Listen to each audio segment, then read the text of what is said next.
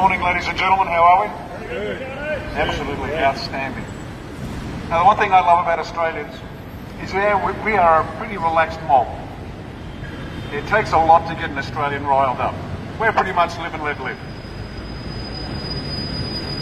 But there's one thing that really gets us from 0 to 100 very quickly. Let me give you an example. Sport. Now, we love our sport. We've been told that 100 times, and it's true. And we love a hard game. And we don't even mind if there's a bit of biff behind the run of play, as long as it doesn't go too far. We're good with that. That's just life. But if you want to get an Australian hot under the collar, cheat.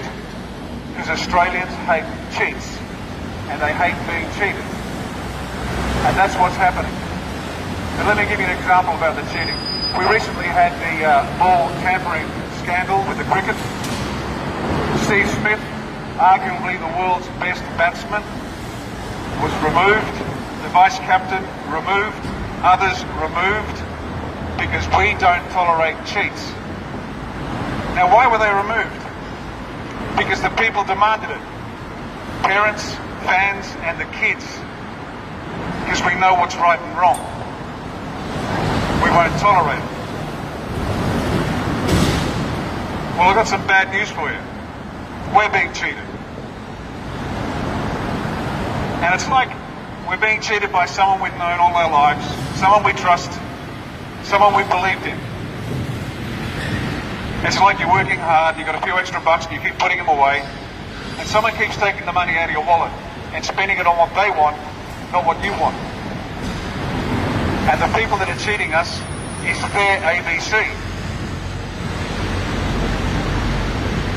They are doing things with your money that you don't want. Let me give you another example. With all the massive fraud by the corporate media, of which the ABC is king in Australia, the fight between the Conservatives and the left is still only 50-50. Just think about that for a minute. The massive weight of this brothel behind me, pushing a particular line, and the country is still only 50-50. Now, what does that tell you about the natural or default position of Australians? We are naturally conservative. We naturally know what's right and wrong. We naturally want to do the right thing. And these bastards behind us are taking us for fools. But why? Why are they doing this? Why are they pushing this left agenda? Well, let me tell you a sordid little story. In 1958, a man called E. Cleon Skousen wrote a book.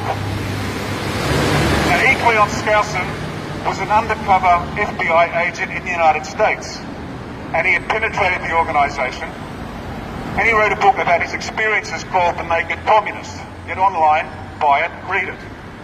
And in that book he enumerated, and for our left-wing listeners, that means he listed, he enumerated the 45 goals of the Communist Party of the United States. Very specific goals. Now, I'm just going to run through a couple. Now, you tell me how many you think they've achieved so far. Because you need to know what is driving these people behind us. Because when you know what's driving them, you know how to attack them, you know how to bring them down. Okay, the 45 goals. Now, you tell me if any of these sound familiar, and you just tick off in your head how many they've achieved so far. Promote the United Nations as the only hope for mankind. One world government. The ABC only ever promotes one world government. It promotes international law over Australian law. It wants open borders. Number 16, capture one or both of the political parties. Wow, have a look at that. The Labor Party is now communist and the Liberal Party is now socialist. And let me just, on that note, echo words I heard recently from the United States. Australia will never be a socialist country. We have too many migrants from countries who have experienced socialism and communism, and they know what it's like, and they don't want it anymore. Number 17, get control of schools. Use them as transmission belts for socialism and current communist propaganda. Soften the curriculum, get control of teachers' associations, and put the party line in textbooks. They're not teaching them to add up, but they're teaching them about safe schools, about binding their chests and tucking their testicles between their legs, and how to get past their parents when they want to search porno sites online. In fact, that lunatic from Melbourne, Adam Bant, member for Melbourne, the Green, tweeted that he was happy that one of the schools was teaching their kids how to sext appropriately.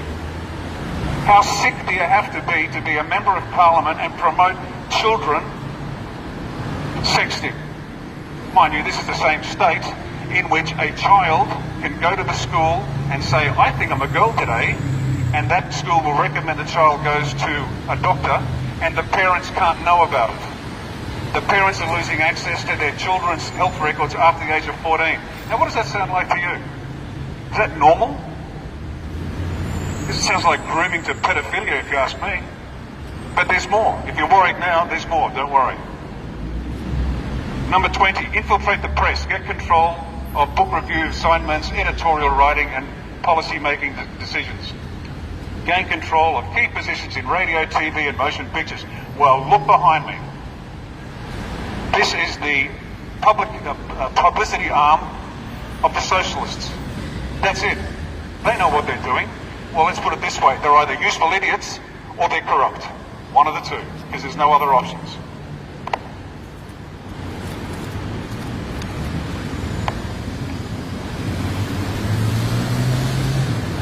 Eliminate all laws governing obscenity, calling them censorship and a violation of free speech and the free press.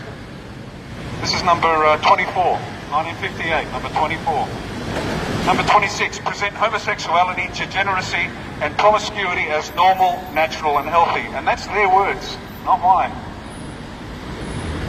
Present homosexuality, degeneracy and promiscuity as normal, natural and healthy. The West has been hammered with this for 70 years and they don't know. They think they're making up their mind about this. No, organisations like this have been poisoning your kids and you for decades. Number 28, eliminate prayer or any phase of religious expression in schools on the grounds that it violates the principle of separation of church and state. Well, how about that? And that's only number 28. There's another many to go. That's why this organisation does what it does. It's following orders. They don't have the wit to come up with this stuff themselves. And yet you are paying for them. Every one of you. You work hard, so bloated imposters like Tony Jones and his wife get to go to China on overseas assignment. You happy about that? What, is he going back for re-education because he's not quite communist enough yet? It's a question, just an opinion, I'm not sure. Maybe he's a good man. I've been told he's a very good man. I have my doubts.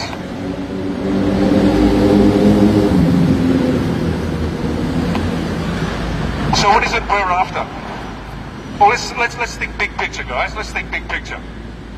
The first thing we want is a sovereign country. Australia for Australians. Australian law first. And yet these guys promote the UN and every NGO you can find above us. So they're against us on that. We want to be self-reliant. We want to be self-reliant with energy, food, water and infrastructure. Well, we currently import our oil. And believe it or not, we import food. It's not an accident. It's part of the plan. And both Morrison and Shorten and that imbecile Richard Di Natale are all part of the same team. And I apologise to the Liberal voters if you think that your Liberal Party is what it used to be. It's not. It's what the Labor Party was about 15 years ago. And if you can't see it, well, I can't help you. Economically powerful. We are signatories to globalist multilateral trade exchanges where we get nothing. We lose jobs and they get our money. But that's okay because the socialists want a farm and a mine and they want us watching My Kitchen Rules. And that's it. We want to be militarily intimidating. My background's in the military. I spent 24 years in this, so I know the world is a mean and nasty place. I've lived and worked in places that most Australians wouldn't last a week. It's not like here but brown. It's not like here but black. It's not like here but yellow. And I'm not talking race, I'm talking culture. It's the culture that's the problem. not the skin colour. And here's proof. I would rather have 100 Christians, black as the ace of spades, come out of Ghana than have one more white Anglo-Celtic Tony Jones. So it can't be race, it must be culture.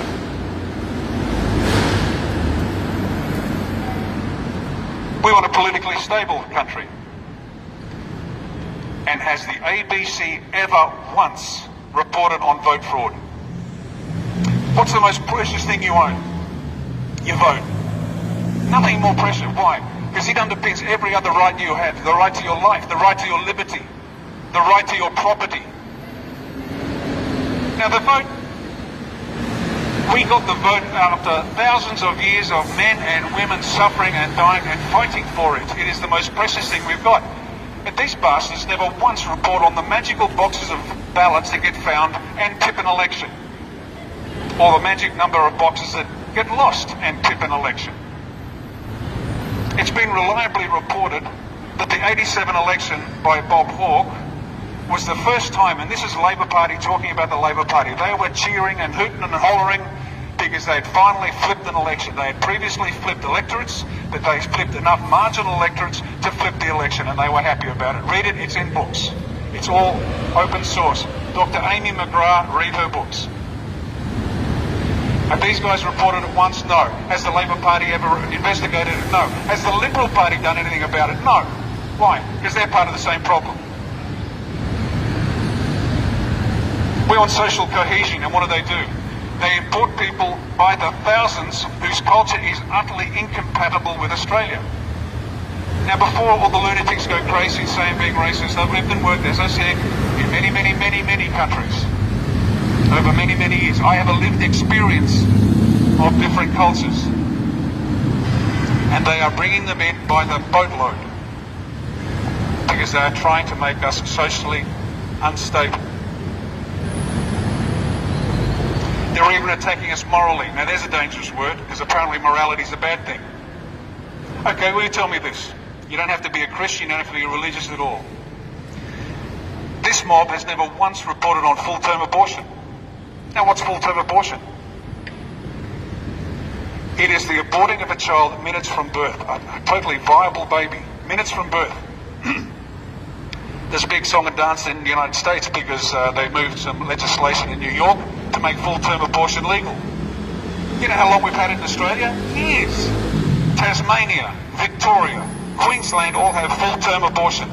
It only recently just missed out in New South Wales. And guess who put the legislation up? The National Party, another fake conservative party. The left has infiltrated every political party in this country, bar us. With a nod to the ALA and One Nation. But even One Nation's a bit of a concern. Full-term abortion. You don't believe me? Look it up. Check it out. You'll need a strong stomach. I won't even bother describing the process because people will turn off the video. This is legal in Australia today. Who's pushing it? Penny Wong, Tanya Plibersek, Julia Gillard was part of it. They're part of a group called Emily's List. Emily's List is a faction of the Labor Party where the quota girls get pre-selection. They don't get it on merit, they get it on quota. And these people have never once raised the issue of full-term abortion.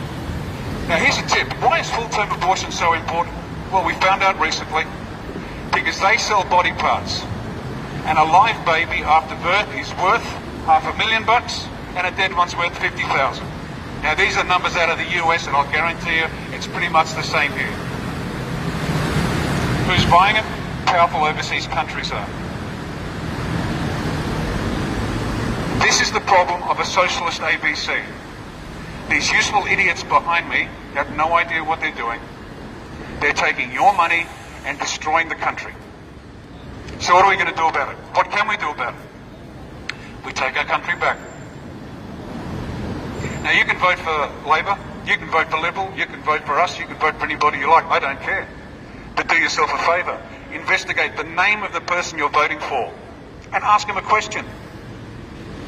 Will you investigate vote fraud? Will you investigate full-term abortion, the murder of viable babies? If the answer is no, and you still vote for them, well, there's nothing I can do for you. Best you go see a priest. Best you go see a rabbi. Because you're beyond help. Vote for whoever you want to, but you look up and find out who you're voting for and what they stand for, because you are being used. You are a pawn. Every one of you is being used as a pawn unless you can find out for yourself what you stand for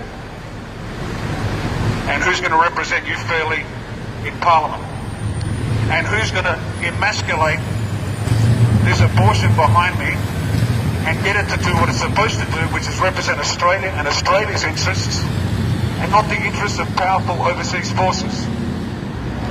Ladies and gentlemen, vote Conservative. Investigate your candidates. If you like them, vote for them. If you don't like them, then find somebody else. Thank you very much.